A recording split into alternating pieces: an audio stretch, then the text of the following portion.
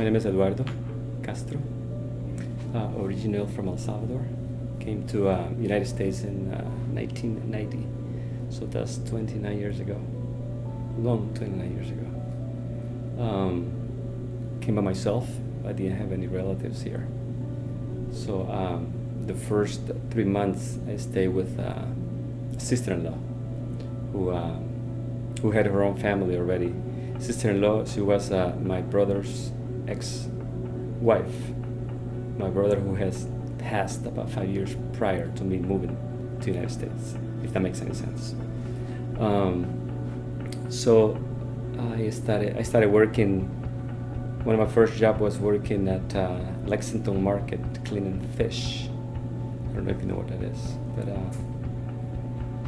it was interesting because going back home, I was wondering why people on the bus didn't want to get near me, and it's because I smell so much like fish. Then I realized that that's what it was. Besides the hard work, the language was really tough those days. Not being able to understand anything and feel lost in every aspect you can think of. So worked at Lexington Market for a little bit, about 2 months. Then I worked in a French bakery for another 2 months. Then I worked in a pizza place for another probably 2 years. That was 2 years with long hours, 12, 14 hours a day, 6 or 7 days a week. So sometimes there was no time off. But I knew that I didn't want to be flipping pizzas or cleaning fish for the rest of my life. So I wanted to go to school somehow. And I believe in God big time, as my guide. And I always knew that something was going to happen. And I met these guys one day saying, hey, there is a place that they can put you to work and you can go to school at the same time. And by then, I didn't even have a work permit or nothing like that. Salvadorians always had the chance to get a work permit because of the conflict that was going on in El Salvador. So it was a little easier for me to do that. So then I applied for a permit. Once I had the permit, I went to this school. And what it was a union hall, a carpenter's union hall. And what they were offering was a 4-year school, classes, pay for it, and they would put you to an end company to work and go to school at the same time. So I don't remember the exact year now, so I'll be lying if I tell you what year it was. So I kept on working at the pizza place, and I went to school for 4 years.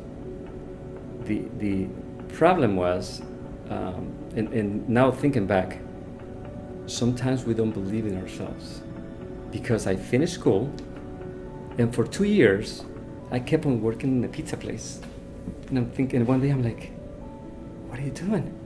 You went to school, you learned all of this, but I didn't believe in myself. But then I started reaching out to construction companies, because I took construction management.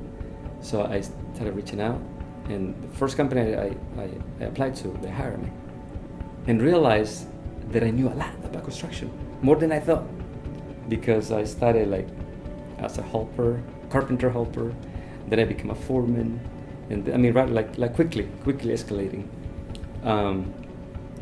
Worked with a company for 3 or 4 years. They had a sister company.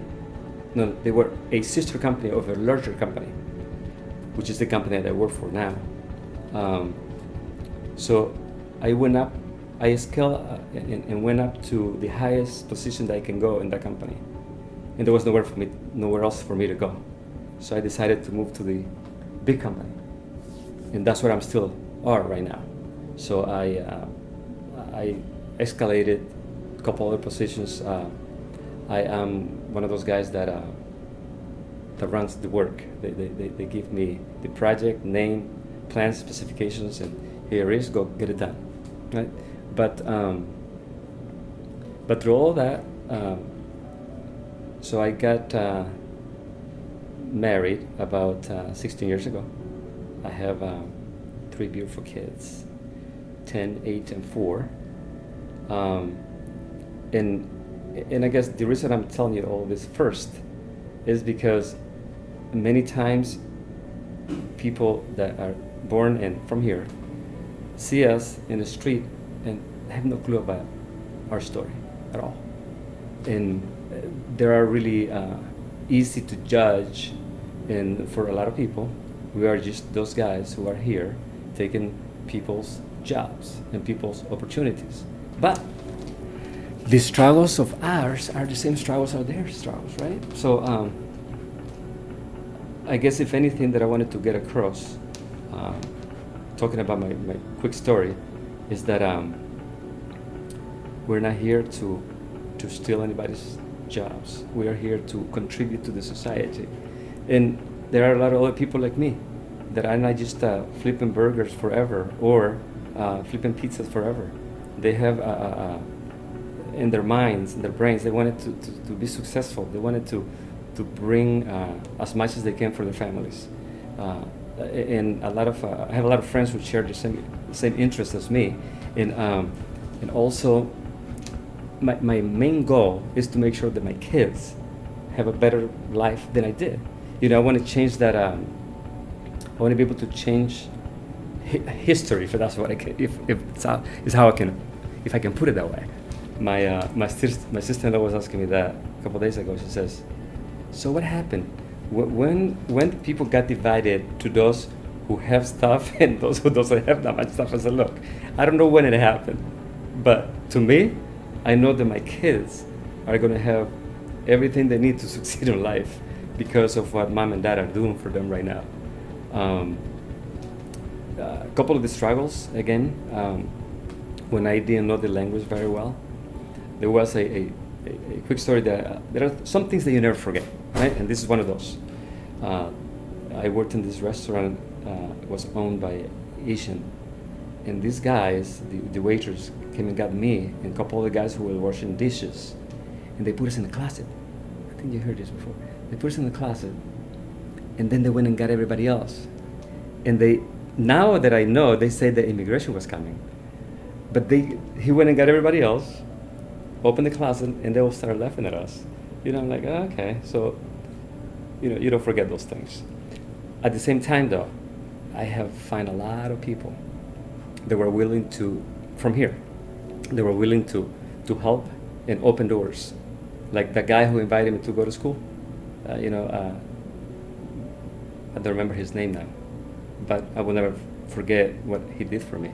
And other people that helped me through buying me a translator.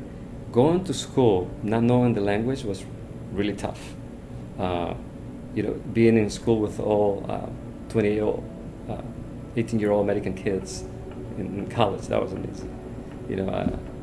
But that is the way that I push myself, because there was no other choice. You either learn it or you didn't. And I think that that attitude of having no choice to just get ahead is what have opened doors for me. I love this country, big time. I love everything that I've been able to accomplish in here. And I love the place that I came from as well. So still moving in both worlds. In what I do now as work, I'm able to communicate in Spanish and English to a lot of people, because in construction right now, 90% of the people that we have working with us are Latinos.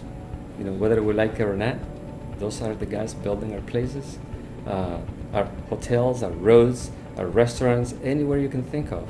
Here we are, and we're not going anywhere.